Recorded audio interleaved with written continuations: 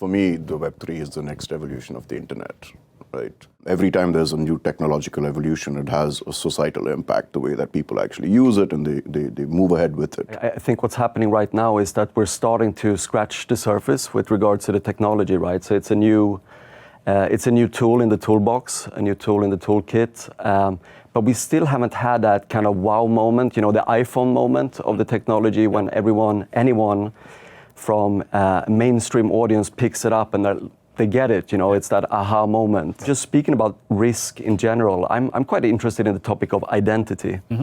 Philosophically, who are you on these new platforms? And how might you expand across multiple different identities? Are you yourself, or are you represented by an avatar or a different identity? Do you have 10 different identities? Absolutely. I mean, and it's even today in Web 2, we have this, a fragmentation of identity, essentially. How I present myself on LinkedIn is very different from how I present myself on Facebook, for example, right? So there is this sensitivity already. I think that there is an additional aspect to that, which is the formal identity that you have and the experience identity that you might want to have. In the moment in which you leave your various experiences and the many that you could have, you could play different roles and decide that actually you don't want to port exactly the same set of data across those many places, but you want to live different lives. At the end of the day, you will need someone who's providing a service that makes it easy for you to exist in whether Web 2, whether Web 3. And like I said, it's privacy, but you need to balance it with the use case, and there's a cost on both sides.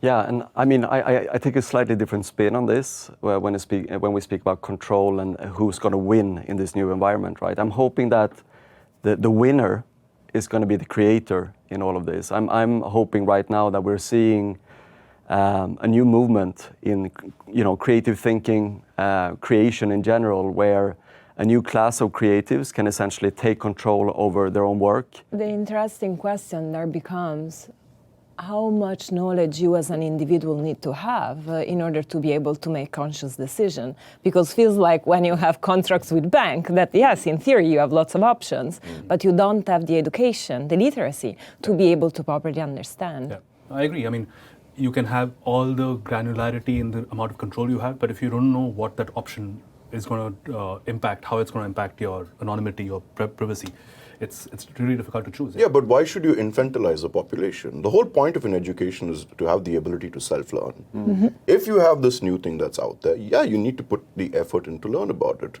But we infantilize the population and say someone else will take care of it. Then you put an insurance premium on it and someone makes money out of it. So I think like if you're going to participate in this new paradigm, this new tech stack, whatever you want to call it, you have to put the work into it. Just because you got a master's degree or a bachelor's degree does not mean that you're finished. You don't have to learn anything more. For us as Frog within Invent and Capgemini, we're always thinking about the kind of human-centered approach, right? Being able to not just apply technology, but actually think about the people that will use it and why and how they will use it, right? So I think that would be a good starting point, really thinking about the actual needs of these people that we're creating things for and not starting with the technology itself. If you think about what's happening with the metaverse, now the majority of the metaverses are replica of the potential and the limits that you have in the real world. Yeah.